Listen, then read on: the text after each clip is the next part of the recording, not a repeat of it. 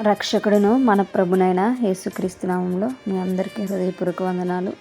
ఈరోజు దేవుని వాగ్దానము 140వ సంకీర్తన 13వ చరణము. నిశ్చయముగా నీతిమంతులు నీ నామమునకు కృతజ్ఞతాస్తులు చెల్లించెదరు, యథార్థవంతులు నీ సన్నిధిని నివసించెదరు. హల్లెలూయా. మరి ఇక్కడ రాసినటువంటి కీర్తనలో కనుక మనం చూస్తే మరి ఆ నీతిమంతుల కొరకు కూడా ఈ యొక్క కీర్తన దావీదు గారు రచించారు. మరి మనము కనుక సరిగ్గా గమనించినట్లయితే మరి దేవుని యొక్క సన్నిధానంలో ఎవరికి ఆశ్రయం ఉంటుంది, దేవుని యొక్క సన్నిధానంలో ఎవరు నివసించగలుగుతారు అనేటువంటి విషయం ఇక్కడ మనకి తెలియచేస్తున్నారు. మరి ఎవరైతే నీతిమంతులుగా జీవిస్తూ ఉంటారో, ఎవరైతే మరి యథార్థపరులుగా జీవిస్తుంటారో వారికి ఎల్లప్పుడూ కూడా దేవుడు ఆశ్రయం ఇవ్వడానికైనా ఇష్టపడుతున్నటువంటి దేవుడు. ఆయన సన్నిధానంలో ఆయన ఎల్లప్పుడూ కూడా వారిని ఉంచడానికి ఆయన మరి కృప చూపుతున్నటువంటి దేవుడిగా మనకి ఇక్కడ కనిపిస్తుంటాడు. మనము నీతిమంతులుగా కనుక ఉంటే మనం ఎల్లప్పుడూ దేవునికి కృతజ్ఞతాస్తులు మనం చెల్లించేటువంటి వారముగా ఉంటాం. ఎందుకంటే దేవుని యొక్క కార్యాలను గుర్తిస్తాం, దేవుని యొక్క క్రియలను గుర్తిస్తాం, దేవుణ్ణి స్తుతిస్తాం గనుక మరి మనం ఎల్లప్పుడూ దేవుణ్ణి వెంబడించేటువంటి వారముగా మనం ఉంటాం. అవినీతి అన్యాయము చేసేటువంటి స్థితిలో కనుక మనం ఉంటే దేవునికి ఏమాత్రం కూడా మనము కృతజ్ఞత అనేది చెల్లించలేము. ఎందుకు అనంటే మరి అవినీతి అక్రమం చేసినప్పుడు మనకు సంతోషం ఉండదు, సమాధానం ఉండదు. అవి దేవుడు మన జీవితంలో జరిగిస్తున్నాడు అనేటువంటి ఆలోచన కూడా మనకు ఉండదు.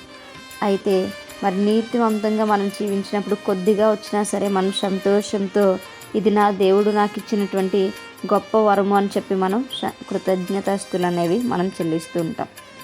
మనము యథార్థపరులుగా గనక జీవిస్తే మరి దేవుడు తన యొక్క సన్నిధానంలోనికి మనల్ని నడిపించడానికైనా ఇష్టపడుతున్నాడు. అనేక మంది ఉంటే దేవుని యొక్క సన్నిధానంలో చాలా తక్కువ మంది కనిపిస్తూ ఉంటారు. ఎందుకు కారణం ఏమిటి అని అంటే దేవుడు మరి అనేక మందికి తన యొక్క సన్నిధానంలో అవకాశం ఇవ్వట్లేదు. ఎందుకు ఇవ్వట్లేదు అంటే వారి యొక్క ప్రవర్తన బట్టి. కాబట్టి మనము అటు రీతిగా ఉండకుండా ఉన్నట్లు దేవుని సన్నిధానంలో మనం నిత్యము నివాసం చేయాలి అని అంటే మరి ఆయనతో సహవాసం మనం చేయాలి. సహవాసం చేయాలి అంటే మనం నీతిపరులై యథార్థపరులై ఉన్నప్పుడు మాత్రమే దేవునితో మనం సహవాసం చేయగలుగుతాం. మరి అప్పుడు మాత్రమే దేవుడు తన యొక్క పరిశుద్ధమైనటువంటి ఆయన యొక్క సింహాసనం యొద్దకు మనల్ని ఆహ్వానిస్తూ ఉంటాడు. ఆయన సన్నిధానంలో మనకి స్థానము కల్పించడానికైనా ఇష్టపడుతూ ఉంటాడు. కాబట్టి మనం ఎల్లప్పుడూ కూడా మరి నీతి కలిగి యథార్థత కలిగి విశ్వాసం కలిగి మనం జీవించేటువంటి వారము ఉందాం. భక్తి కలిగినటువంటి వారుగా ఉండాలి, కానీ భక్తిహీనుల వలె మనం ఉండకూడదని దేవుని యొక్క వాక్య భాగం సెలవిస్తుంది.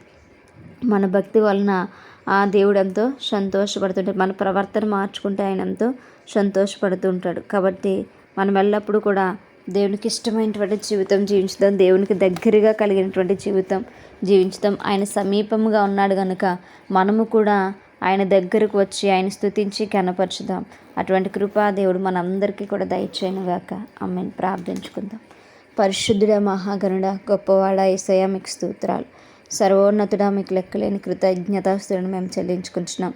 నిరంతరం ప్రభా మీరే తోడుగా ఉండమని, మా ప్రార్థనలు ఆలకించి అంగీకరించమని, ఆయన తన నీ శక్తి చేత అందరినీ నడిపించమని ప్రభా వేడుకుంటూ ప్రార్థన దయచేసి మీ పాద సన్నిధికి చేర్చుకోమని యేసయ్య అతి పరిశుద్ధ నామములో అతి మిక్కిలి వినయముగా బ్రతిమలాడి వేడుకొని పొందించినాము మా ప్రియ పరలోకపు మా కన్న తండ్రి.